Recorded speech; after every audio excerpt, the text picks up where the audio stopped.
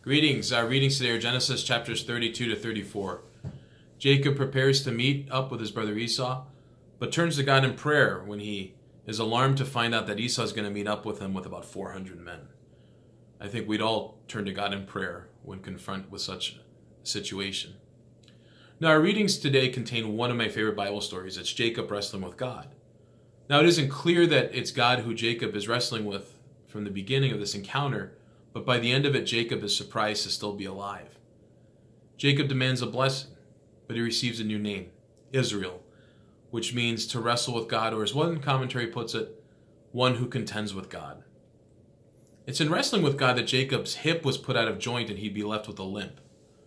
Now, I believe that can symbolize something in our own lives of faith, that when we wrestle and struggle with God, we're not quite the same by the end of it.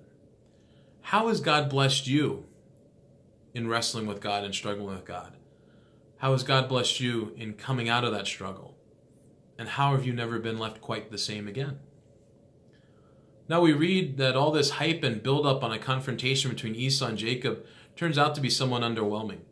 Esau and Jacob reconcile. Esau doesn't want to kill Jacob and is very joyful upon Jacob's return. Something I found interesting, though, is that Jacob compares this encounter and seeing the face of his brother Esau to like seeing the face of God, who he just wrestled with. What if we could see the face of God in those we find ourselves in conflict with, or those we've just reconciled with? So those are just some of my thoughts in our readings for today.